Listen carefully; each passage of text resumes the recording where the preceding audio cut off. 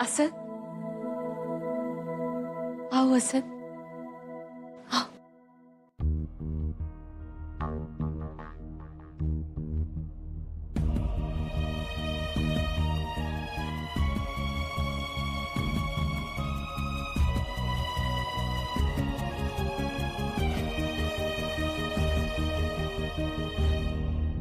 Rashid,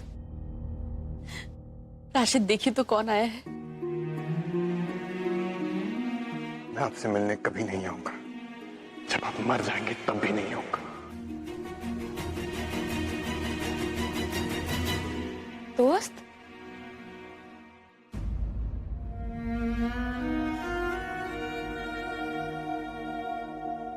don't worry दोस्त, आप एकदम ठीक हो जाएंगे और जल्दी ठीक हो जाएंगे। फिर मैं और आप जैसे पहले बातें किया करते थे ना, वैसे खूब सारी बातें करेंगे, ठीक है?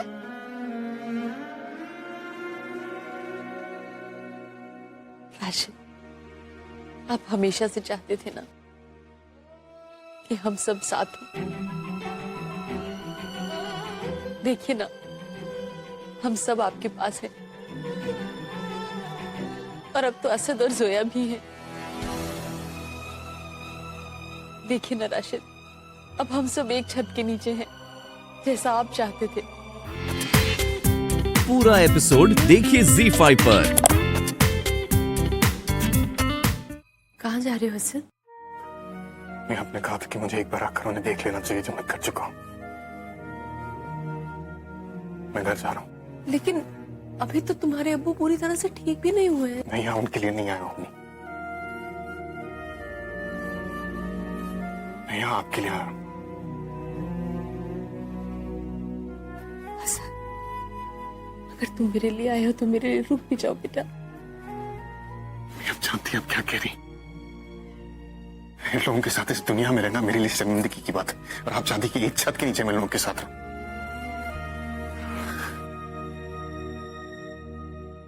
असद, कम से कम जब तक तुम्हारे अब्बू पूरी तरह से ठीक नहीं हो जाते तब तक तो रहो। मम्मी, वो भी ठीक कह रही है मिस्टर खान। मुझे नहीं लगता कि हमें उन्हें ऐसी हालत में छोड़कर जाना चाहिए। एटलीस्ट उनके ठीक हो जाने का वेट करना चाहिए हमें। आपने देखा, वो कुछ रिस्पॉन्ड ही नहीं कर रहे थे। कैसी हालत हो गई है उनकी। जब तक डॉक्टर ये नहीं कह देता कि वो खतरे से बाहर हैं, मुझे नहीं लगता हमें उन्हें ऐसे छोड़कर जाना चाहिए। हमें रुक जाना चाहिए मिस्टर खान। देखिए, अब जब यहां तक आए तो इतना सा और कर लीजिए। असद, इस वक्त कोई दवा कोई दुआ काम नहीं करेगी जितना तुम्हारा यहाँ रहना काम करेगा। प्लीज रुक जाओ असद, प्लीज रुक जाओ।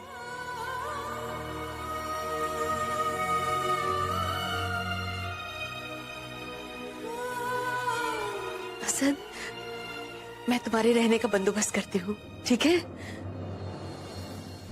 नुज़ाद, नुज़ाद जी, नुज़ाद बेटा, भाईजान के लिए कमरा तैयार करो। जी, आइए।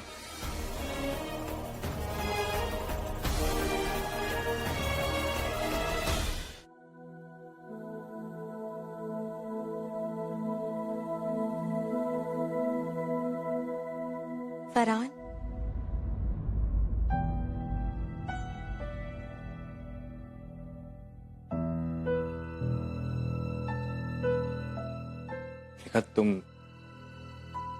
तुम सो जाओ, मैं जल्दी वापस लौटूंगा। फरहान,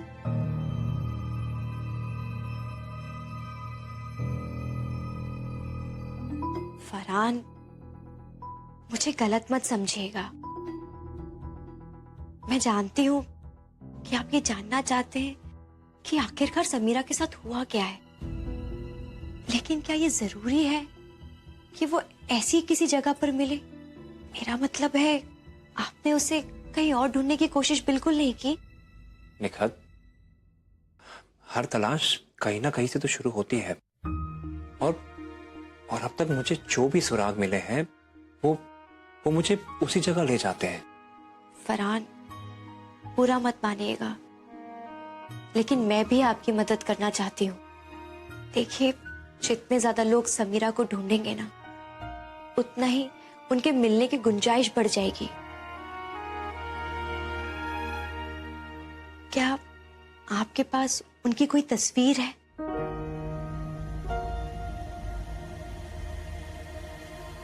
निखात, मेरे दुबई से लौटने के बाद न जाने कैसे सिर्फ समीरा ही नहीं बल्कि उसका सारा सामान, उसके गहने, कपड़े, यहां तक कि हमारी शादी की एल्बम सारे गायब थे। ऐसे जैसे समीरा अपने साथ अपनी हर निशानी साथ ले गई हो। मेरे पास सिर्फ उसका एक पासपोर्ट साइज फोटोग्राफ है।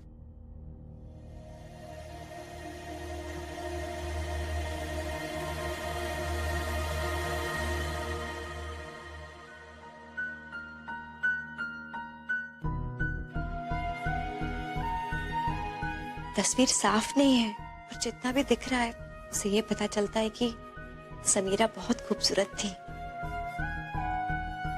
खूबसूरत है।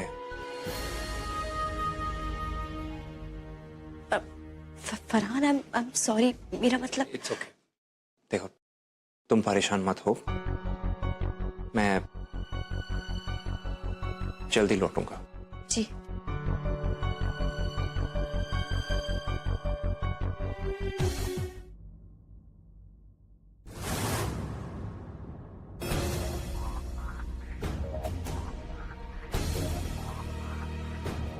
ये कमरा मेरे बेटे अयान का कमरा है। आपने निखत के निकाह के वक्त हमारी बहुत मदद की थी। आपके एहसान है हम पर, लेकिन इसका मतलब ये नहीं है कि आप मेरे बेटे की जगह ले पाएंगे। इस घर में, राशिद की जिंदगी में। बिल्कुल सही कहा आपने। कभी भी आयान की जगह नहीं ले सकता और उसकी जगह लेना भी नहीं चाहता, और ना ही मैं इस घर में रहना चाहता हूँ। असद, अम्मी, असद, मुझे लगता है तुम गलत कमरे में आ गए हो बेटा। मैंने तो नुज़रत से कहा था कि जो गेस्ट रूम के पास कमरा है वहां तुम्हें ठहराए। चलो मैं तुम्हें वहां खुद लेकर चलती हूँ। आओ आओ ना। सब तमाशे हैं। ये है कि रुकना नहीं चाहते, लेकिन जाएंगे नहीं। और ये है कि इन्हें रोके बिना मानेंगी नहीं। हद होती है हर चीज की। असद, असद नहीं, तुम्हें मेरी कसम। असद,